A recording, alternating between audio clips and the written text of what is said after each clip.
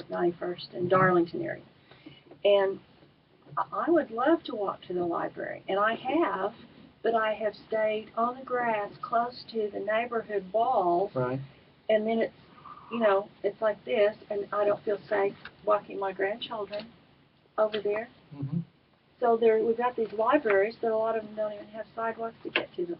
I know it. It's unfortunately those are decisions that were made a long time ago, Yeah. and it was wrong. It's very wrong. People just hadn't at that time they didn't think about it. Mm-hmm. But now things have changed. We've become much more interested in remaining healthy and fit and walking, which is a great exercise. So what we're doing is we're trying to play catch up. But if we do go in and just replace and install a sidewalk now, in a street that we know within a few years is going to be replaced, widened, and improved, then we're kind of wasting our money. Yeah, it is. So it definitely is. I have a question for you. What are some of the things that the city of Tulsa is looking at to attract more millennials or attract young business owners or entrepreneurs into the city of Tulsa? Like there's some urban communities that offer free Wi-Fi, different things of that nature that are just apart. It's kind of attractive. Mm-hmm. Are the city of Tulsa looking to do any of those things in order to attract a new generation of business owners? I'd say mainly what we're doing as far as business goes, we're looking at and have participated in putting in facilities for new startups. If somebody has a new idea, a new opportunity, then there's some groups called the Forge, for example. And it provides, if somebody has a good idea and they feel like they need an office space or they want to have access to people with other ideas and access to capital, things such as that, well, then we are involved with the situation that does provide some assistance.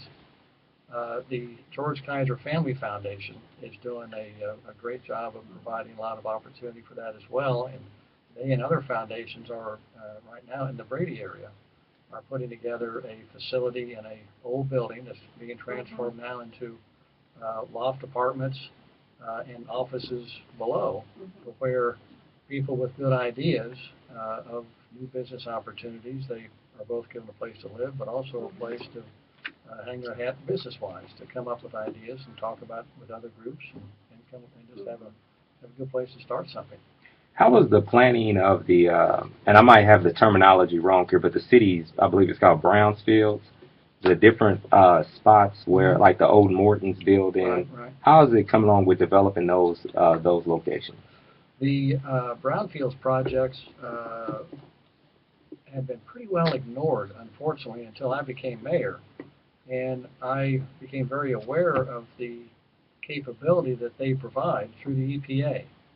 And so now we have some people that are focused on brownfields. And we've been able to attract funding where the old Moden Hospital has had a redo, where the inside of it had a lot of asbestos problems and had some what they call brownfields problems, but environmental problems. And all those have been removed, and now it has been boarded up so to keep it safe and lessen the amount of people coming in and doing mischief inside. But it's been greatly improved, so now it's usable again.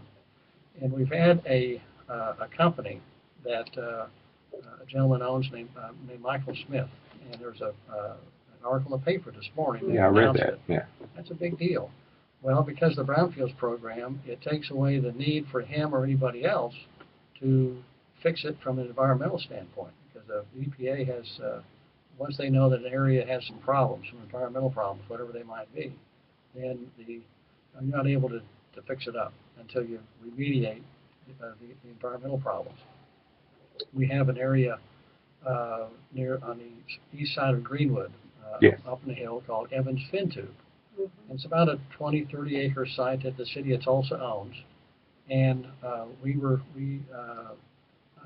discovered several years ago, after we had bought it, that it had a lot of environmental problems. The previous owners, there's been a foundry there for a long, long time. This was back in the 1910s, 20s, 30s, 40s. And they did everything at that time properly, but a lot of things were disposed of on site that really caused some environmental problems. So we were able to get some brownfields money within the last couple of years and are using it now to help start the process of remediating the environmental problem, so eventually we can sell it and do something with it, and then repurpose it for whatever purpose it might be. But until those things happen, then we're not able to, no one's able to sell property or make it into something because it doesn't pass environmental muster, which it has to do. You know, at the start of our show, you said there were so many, too many important things that you were involved with to run as a candidate right now.